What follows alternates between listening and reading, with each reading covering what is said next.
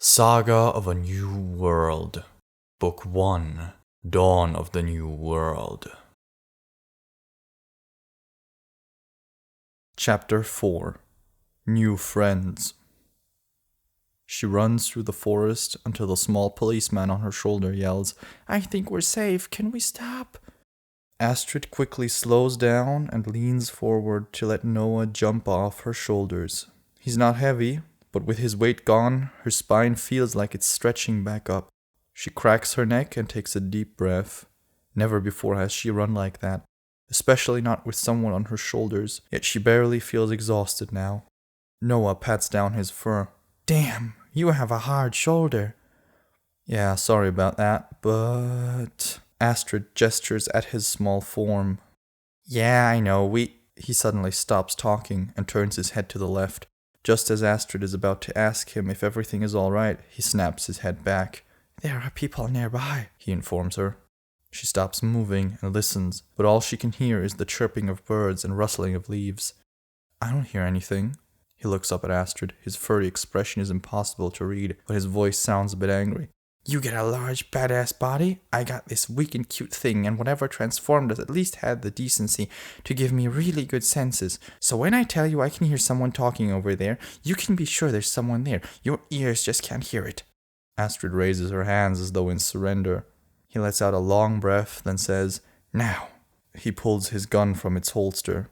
"Let's find out if those people are friendly." Noah leads her through the foliage, but moving quietly is apparently another weakness of Astrid's new body. No matter how hard she tries, every step seems to break some sort of twig. If she tries to pay more attention to where she's stepping, low-hanging branches whip her in the face. The former police officer has little trouble moving quietly and sends her an angry look every time she breaks a twig or lets out an involuntary "ouch." Through the leaves and past several trees, a man says, "What is this crap? Why isn't this working?" A woman's voice replies, "Keep calm. If we start walking now, we ought to catch up to the others before sundown." Astrid and Noah push aside a few branches to reveal a small, unpaved parking space. The voices belong to a woman and a man. Both are wearing camouflage and warning vests that look brown to Astrid. More importantly, both are still completely human. Two normal humans in their late 30s. Their car is parked in a small, unpaved parking space. Toned windows prevent sight of the inside of the vehicle, and apparently the silver SUV is just as broken as all the other cars. What draws Astrid's attention more than anything is the weapon slung over the man's back. It's a simple bolt-action rifle with a wooden stock, a small scope, and a suppressor attached to the front. Astrid stops, but Noah steps out of cover without a thought and yells, "Hello there!" The two jump at the sound of the policeman's squeaky voice and spin around to face them. The man's eyes widen. "Holy, what are you?" Astrid just shrugs, while Noah says, "No idea. We just woke up like this after the fog." Astrid wonders why the policeman next to her doesn't even comment on the fact that the man is carrying a suppressed rifle in the middle of the forest. The man and woman look at each other and turn back to Astrid and Noah. "You're joking, right?" the man asks. "I wish I were." The man looks Noah up and down. "You're wearing a police belt? Are you a police officer? What in God's name is going on?" "I have no idea. All I got was the emergency broadcast. My partner..." Noah pauses for a moment, but gathers himself before anyone notices. "My partner and I heard the broadcast on the radio. The police frequency went wild, and a moment later all communication cut out. Then the fog came and we fell unconscious. After we woke up, I looked like this." Astrid quickly adds, "Same thing happened to me. I was driving to my grandparents with my family and suddenly I look like this." The two humans stare at them. They both look like they can't believe what they just heard. The woman shakes her head. "So what? Magical nukes that don't go boom filled the forest with monsters, and we meet a policeman who's been turned into some kind of imp, and a woman who's become some sort of elf." She turns to her husband. "This was supposed to be a normal hunt. The most exciting thing I thought would happen is that we would get to see a deer." The policeman ignores her and looks at the man as well. "Alright, I take it you're part of the drive hunt that was supposed to go down today? Where are the other hunters?" The man looks like he wants to answer, but the woman is faster. "The other beaters and marksmen are on their way to Mr. Winkler's house. I came to get my husband from his stand. We're about to go there too. The man nods at them. You two should probably come with us. There's some sort of monstrous creature prowling around. I shot 3 rounds into it with my rifle, but it didn't die. We should probably get out of here before it comes back. By the way, I didn't catch your names. I'm Astrid. I'm Noah. The man nods again. I'm Lucas, and that's my wife, Julia. The fur around Noah's mouth moves into what looks like a smile. Nice to meet you two. Let's try to reach the old police chief's house before sundown. Even if we got lucky running into you guys, I don't even want to know what kind of terrors the night is going to throw at us. While the two grab the rest of their gear from the car, Astrid whispers to Noah, Aren't you going to say anything about the fact that that guy is carrying a freaking silenced rifle? Noah shrugs. Apparently they allow them for hunters now. At that moment, Lucas interrupts them by saying, Damn, I only took 10 rounds with me, while he feeds ammunition into his rifle's internal magazine.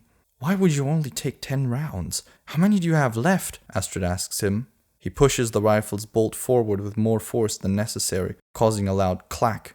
7. Usually, you only need 1 or 2 shots on a hunt, and did not expect a freaking magic fog. The group leaves the parking space behind and starts following the rough country road. Astrid tries to walk as slowly as she can, but Noah still has to jog to keep up with her. They pass a meadow covered in pink flowers that Astrid has never seen before. They seem to be growing out of thin, ivy-like vines that snake between the grass. She's so focused on the plants that she walks straight into a car. Oof!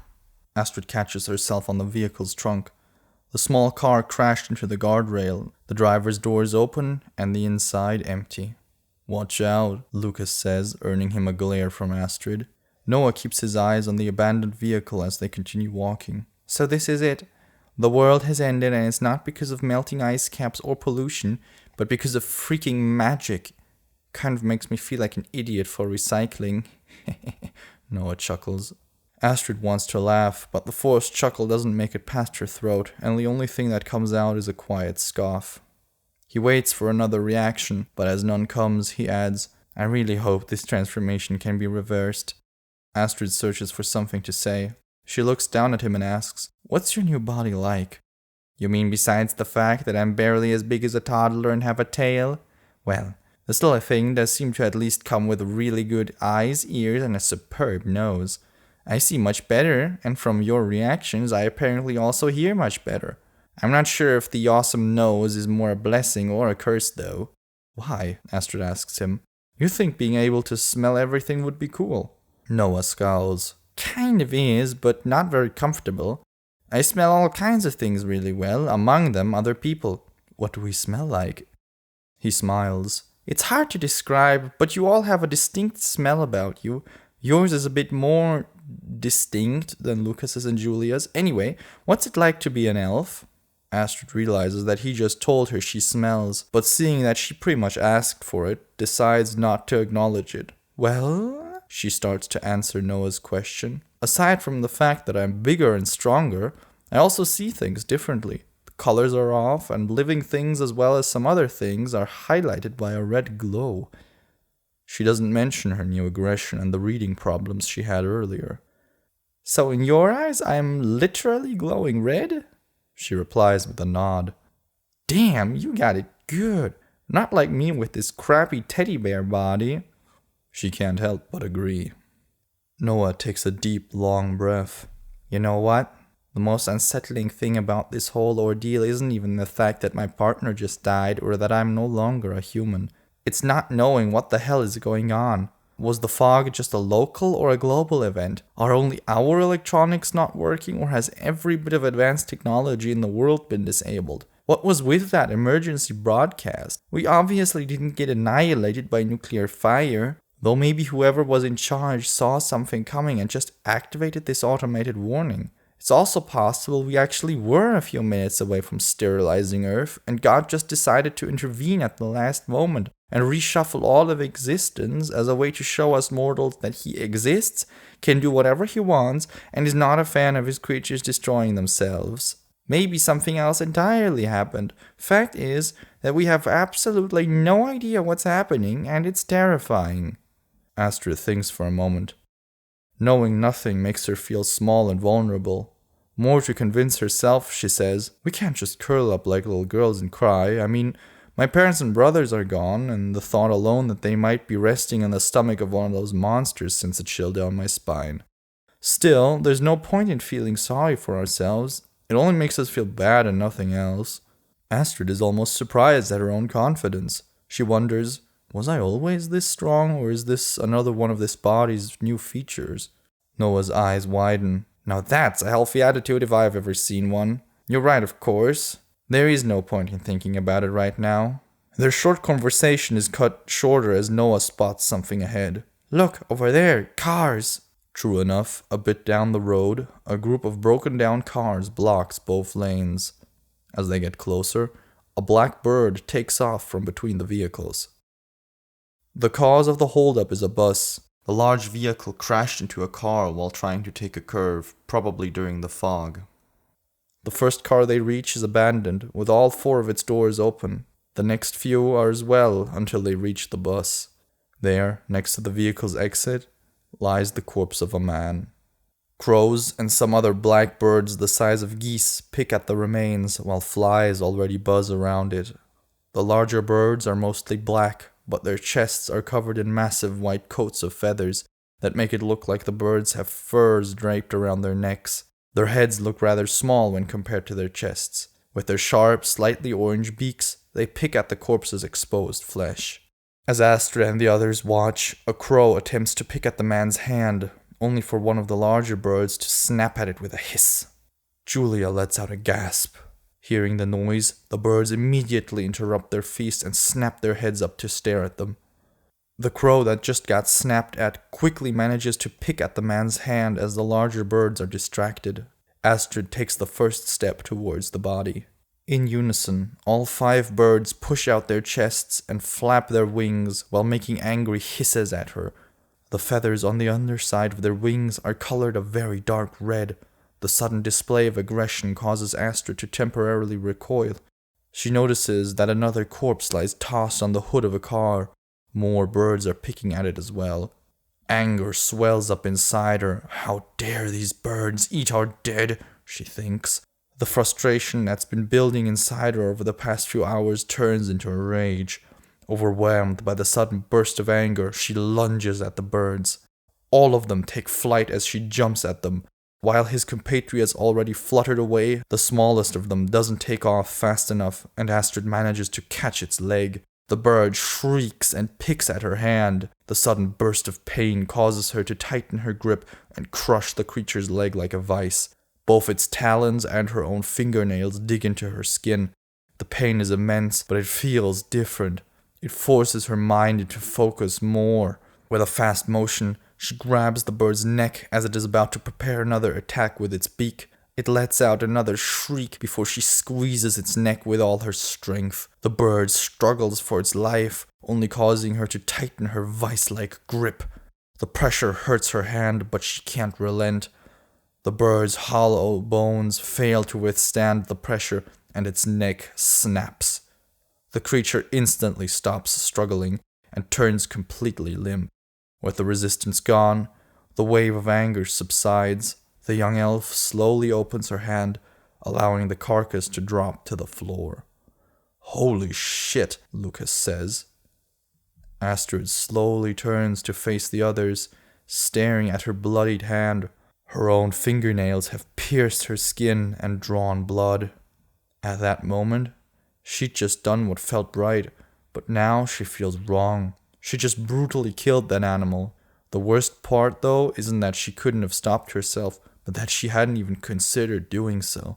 "What the hell was that?" she asks more herself than the others. "Good catch," Noah says. She did just grab a bird mid-takeoff and crush it like an egg. Her open palm balls into a fist and her whole body feels like it's filled with strength. A feeling of empowerment she never felt before. Julia says, "Well, it was a bit excessive." Lucas walks up to the man's corpse. "As long as she can do that with the dangerous monsters as well, I'm not gonna complain." At first glance, the man on the ground looks like an average middle-aged man with dark skin and black hair. His face is frozen in an expression of absolute pain and horror, while his features look gaunt. The birds already ripped out large parts of flesh, making it impossible to determine what exactly killed him. Julia whispers, "God, what happened to him?" Lucas wonders, "I'd much rather know where all the other people from these cars have gone. Maybe they all found some safe place to go?" Noah considers this, then says, "It's not far to the Winklers. If anywhere, they'll be there." After a moment of staring at the flies buzzing around the corpse, he adds, "Well, no point in waiting here till we join the dead. Let's get going." They pass a few more fresh corpses, already assaulted by the scavengers. The moment they walk away from the bodies, the crows and carrion birds swoop back down and continue ripping pieces out of them. For a moment, Astrid considers asking the others whether they could give these people a quick burial, but quickly realizes that they don't have shovels and that the sky is already turning orange. They keep following the road, passing the occasional derelict car. The sun has almost completely disappeared by the time they see the houses. Even from a distance, small amounts of light spill out of the windows of the largest house, and the air is filled with the distinct smell of burning wood.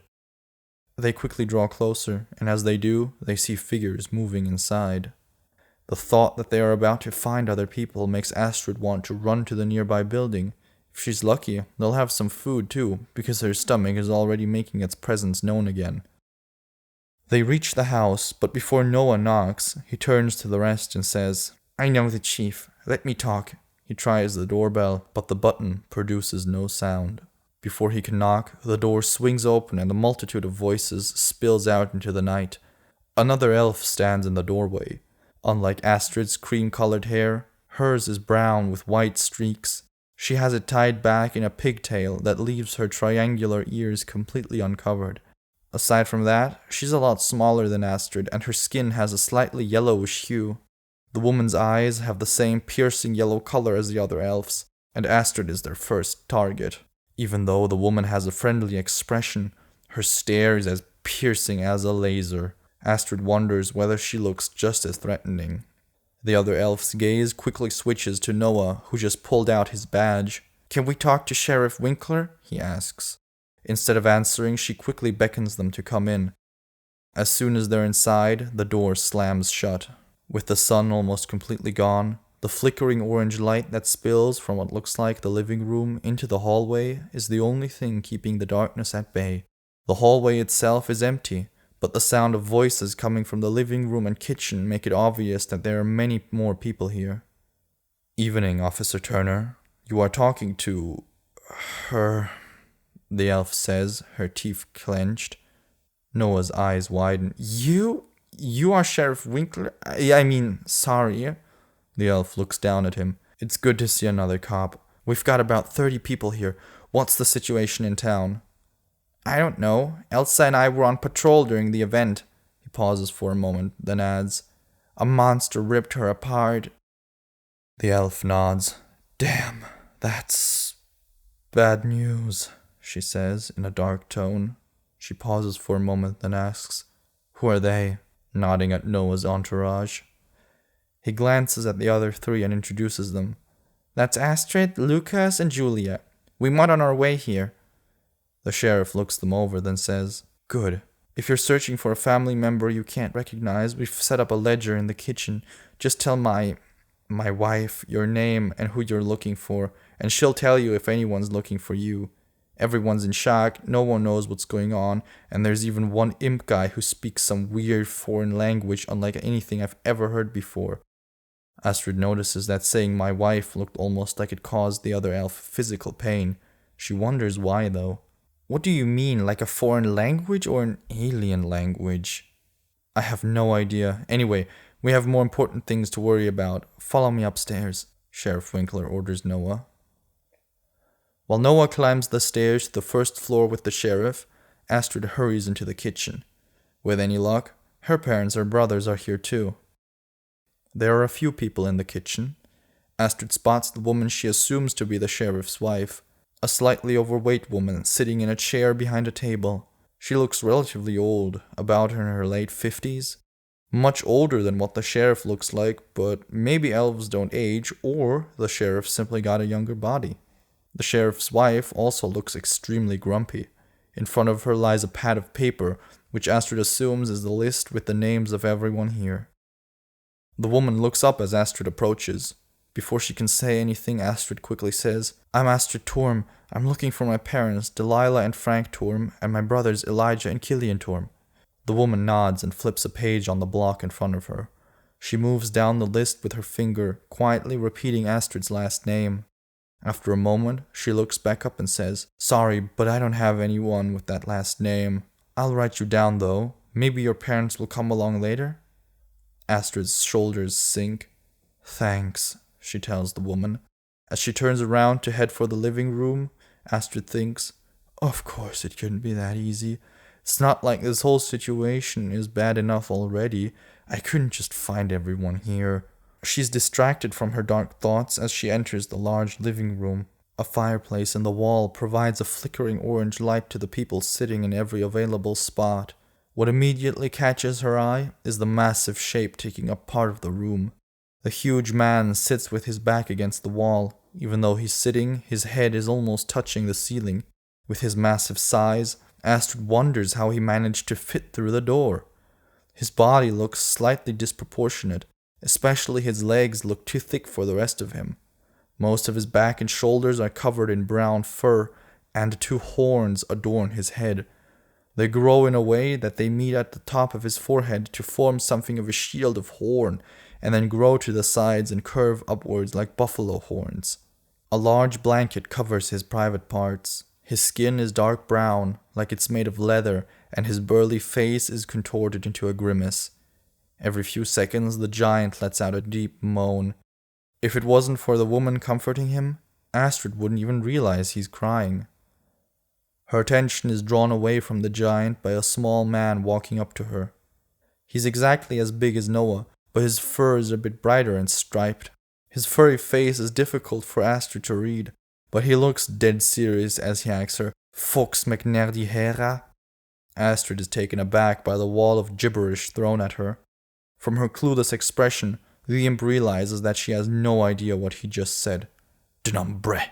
He grimaces, curses in a foreign language, and walks away. "What was that?" Astrid asks more herself than anyone else. "That guy doesn't speak our language. He's tried talking to everyone here, but no one understands him," a young man tells her the obvious. He's still a normal human. A rather tall and muscular human with dark brown hair, but a human nonetheless. His brown warning vest, jacket, and the rifle identify him as one of the hunters.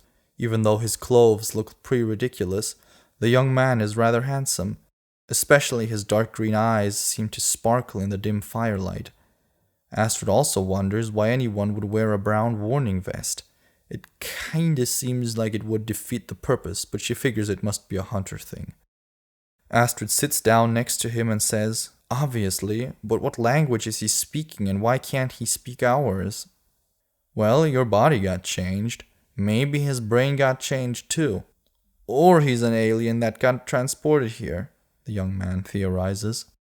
While both ideas sound absurd, they both don't seem too unlikely considering all the other things that happened today. Astrid replies, "I'd say he's just some tourist from China who doesn't speak our language, or he's playing a prank on us and he's just blabbering gibberish." The young man smiles. "Maybe. At any rate, it's not Chinese he's speaking. By the way, I'm Finn." "I'm Astrid." He leans back in his chair. "So, Astrid, what does it feel like to be an elf?" She considers the question. Everything about her feels different, but finding the words to describe how it's different is almost impossible. "It's hard to describe, but it's like I'm much more aware and stronger. Living things also seem to be highlighted by a red glow, while some colors seem off. Also, I'm always hungry. That reminds me, is there anything to eat here?" He smirks. "I try not to show it, but I'm way too freaked out to eat. I mean, I didn't get changed as much as you, but I suddenly have the physique of a world-class athlete. I mean, I was buff before, but anyway, maybe you can ask the woman in the kitchen if she has anything?" The loud voice of the sheriff cuts through the chatter in the room like a knife. "Everyone, listen up." Astrid, who is about to get up, sits back down to listen to her announcement. The young elf waits for everyone to pay attention, then continues. I know that this is a very difficult situation, especially for those who have been transformed, but we need to stay calm. The others and I talked, and there are enough beds and couches between our houses so that no one except the giant has to sleep on the floor. We've divided everyone up, so once I am done here, head to my wife, and she'll tell you where to go. Tomorrow, at first light, we'll all meet in the middle of the road between our houses. Everyone got that? The room mutters in agreement. Good.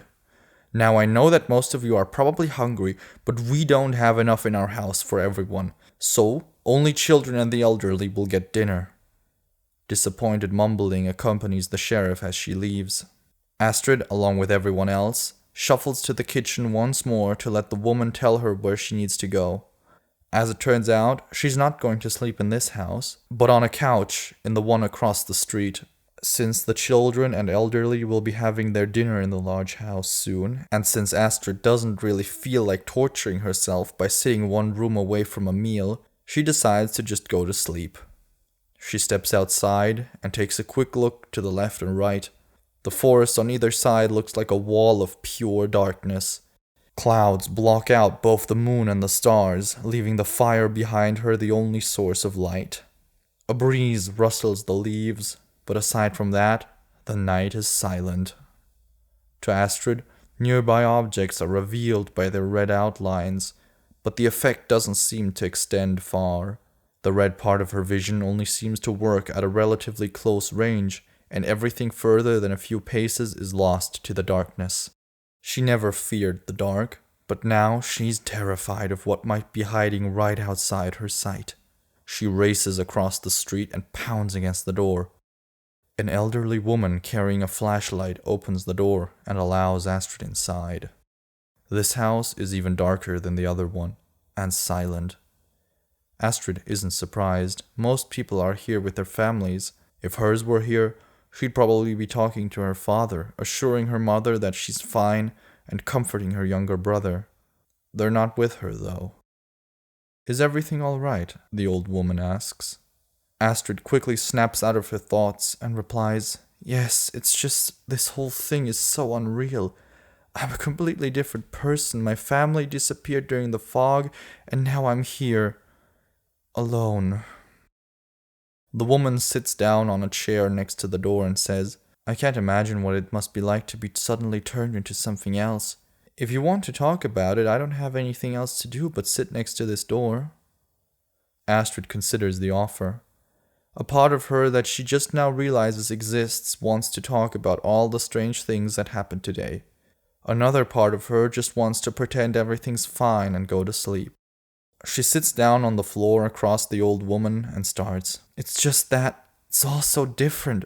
We were on a trip to my grandparents, and next thing I know, I wake up as something different and almost get killed on 3 different occasions. But that's not even the worst part. You know what is? Astrid doesn't wait for a reply. It's that it feels as though the very way I think has been altered. Instead of fear, I feel rage or something like it. What do you mean? The woman asks. I was threatened with a gun by a policewoman. Instead of feeling scared, I immediately got the urge to attack her. When we saw a corpse getting devoured by birds, I snatched one and broke its neck with my bare hands.